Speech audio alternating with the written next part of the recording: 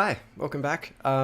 This is my Medal of Honor review, Medal of Honor Airborne review, and I've already put it as the first in my ranked best to worst list because I know this is far better than Kane and Lynch and Nitronic Rush. The thing about this review is I feel like I tried a lot harder with it, which is, it came out like a week later or 2 weeks later. But I really tried to like tighten up the writing with this one, and I feel like it's not a good review. It's still fucking terrible. There's a reason it's unlisted, but it's a lot better than my first two attempts.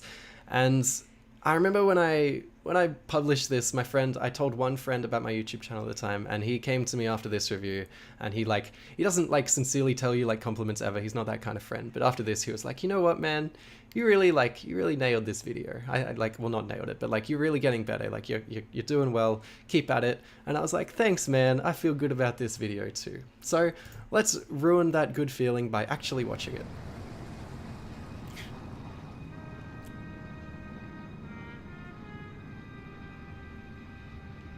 Medal of Honor Airborne feels like the... So right off the bat, still really awkward editing and really soft talking, like, Medal of Honor Airborne. I always sort of cringed at how I said that. 117th installment in EA's franchise. Medal of Honor Airborne feels like the 117th installment in EA's franchise, which pioneered the World War II shooter alongside of Activision's popular Call of Duty franchise. So that whole like 117th installment in the Medal of Honor franchise, I think that was my first joke. So yeah, look at me go.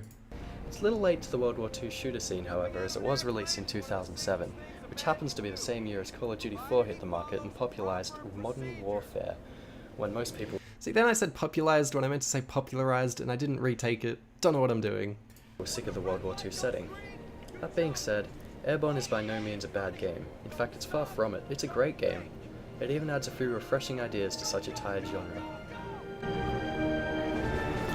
Like, not great, but see how... Compare this opening paragraph to my Kane and Lynch opening paragraph. And in Kane and Lynch, I was like, this game has good gameplay, didn't have good gameplay, you know, good levels, good whatever.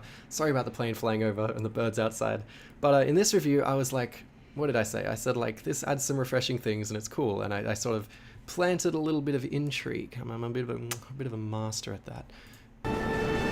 Most people were sick of the World War II setting. That being said, Airborne is by no means a bad game. In fact, it's far from it. It's a great game. It even adds a few refreshing ideas to such a tired genre. Yeah, I just say it adds some refreshing ideas and it's a great game. And like at this point, you're like, why is it a great game? What refreshing ideas does it add? Which is way better than anything I did before.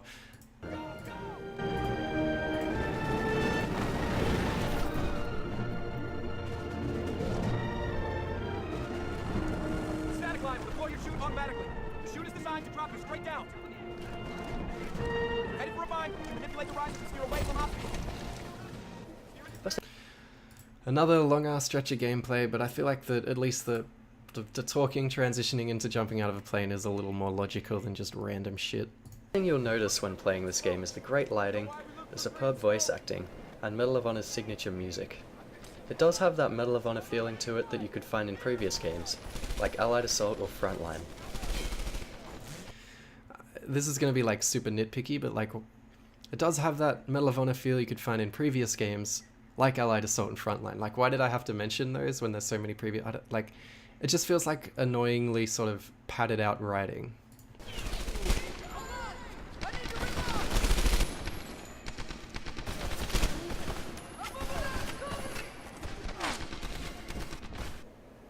In Medal of Honor Airborne, you play as a bloke named Boyd Travers, who is a paratrooper in the US 82nd Airborne Division.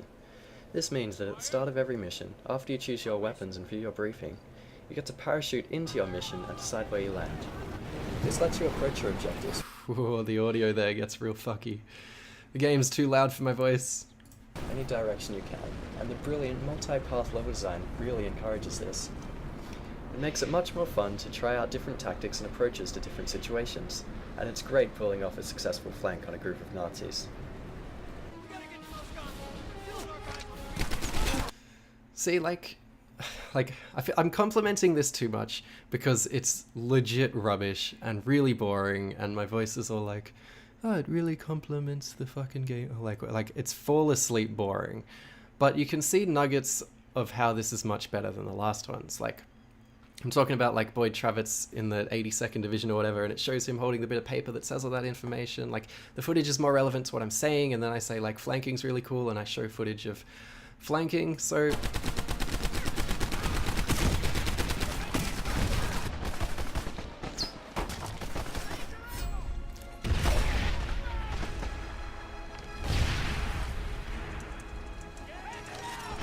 still long stretches of gameplay, unfortunately, but I think I say a lot more in this one. Sorry about the birds. The fact that this game has a nice open approach means that the AI need to keep up with the action. Thankfully, both the enemy and friendly AI act well and realistically for the most part.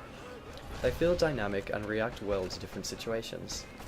Every now and then they do some weird things like face walls or ignore enemies, but for the most part they're pretty impressive. I liked how teammate AI guided, helped, and followed you around the map. It made you feel like a battalion instead of a one-man army.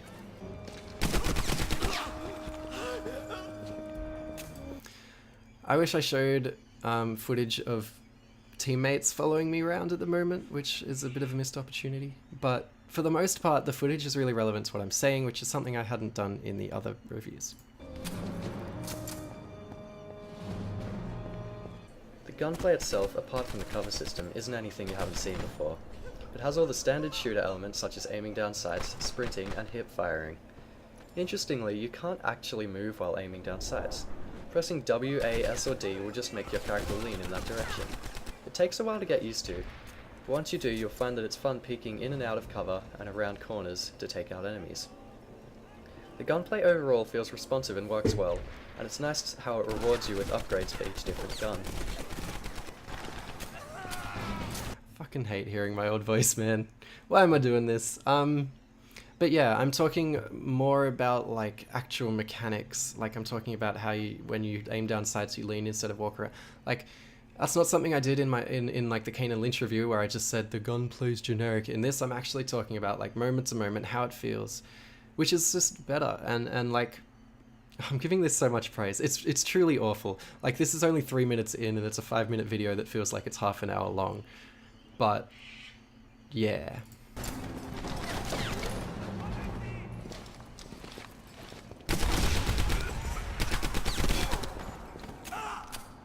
Spotting tower secure!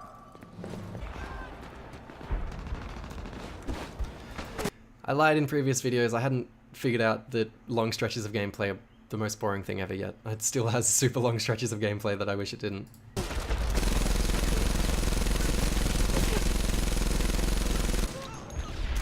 The game has a really outstanding presentation. The lighting, music, sound effects, voices, and level design are all extremely well done, and it's still impressive to see 5 years later. That being said, a lot of the environments feel very static. A lot of the time you can't shoot out the lights and small objects don't move when they're shot, but the game makes up for it with great dramatic lighting. I think I went back and recorded that bit of where I'm shooting furniture and stuff just for that paragraph, which is good practice, a good thing to do.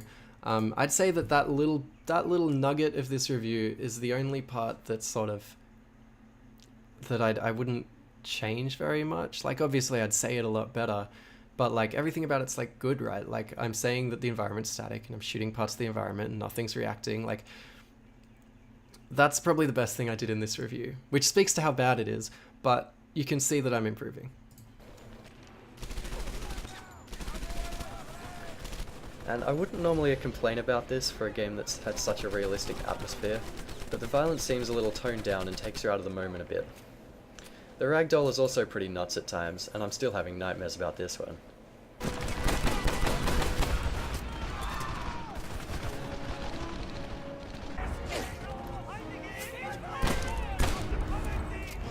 So that was like, this video has 2 jokes, man. You got the 117th installment and this gag, and I think, I don't know, it's like genuinely a good gag, and you can kind of see the bloodline of how I still do jokes. Like, it's like I'm still having nightmares about this one, and then I show some. I still do like little kind of.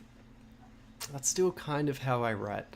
So I feel like the first 2 videos that I made are just nonsense, and this one you can kind of see how I developed into the video maker that I am today. Wow, this series is so pretentious. This is so self-indulgent. This video is, fuck, like, I'm talking about like this video as in like this video you're watching right now. It's hard to, like, just on a side note, it's hard to like, it's hard, it feels like I'm being a complete fucking wanker right now. Like I'm looking back on my own videos and talking like I have some sort of authority on how to make videos. But yeah, I guess I just gotta get over that. We're going through with this series. Subscribe to me on Patreon, it's good shit. Anyways, if you're sick of World War II shooters, then chances are I still do that. I still go, anyway, and then carry on after a gag. Medal of Honor Airborne won't tide you over. But if you aren't, then Airborne is one of the best in the genre. It doesn't do too much new, and it still doesn't spell honor correctly, but it's a refreshing change to the tired old World War There's a third gag in there. See that I misspelled honor on this video as well. II shooter. Medal of Honor Airborne was released on the Xbox 360, the PlayStation 3, and the PC. I reviewed it on the PC, and I got it in the excellent Medal of Honor 10th Anniversary pack.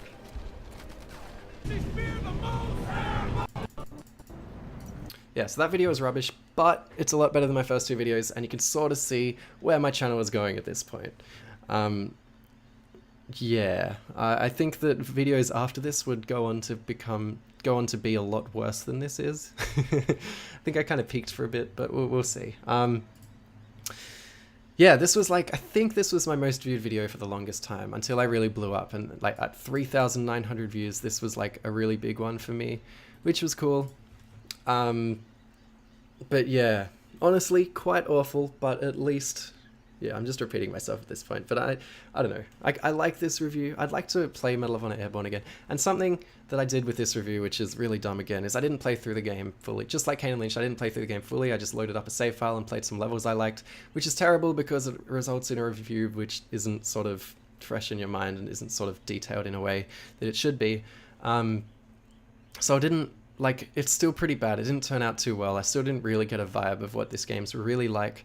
But at least this one kind of got me interested in the game, if I could be bothered to sit through that really sort of dull enunciation I was doing. Like, Medal of Honor Airborne, it feels like the 117th installment. So yeah, thanks for watching. This is the final free episode, so if you want to watch more, you're going to have to subscribe to my Patreon, but I might release an occasional free one. When I get to Mafia 2, I'm definitely going to release that for free, because I feel like I have a lot to say on why I unlisted that video, which is a fairly new video. I think it's only like, it's less than 2 years old, maybe over 2 years, I don't know. But yeah, anyway, thanks for watching, have a good one, take it easy.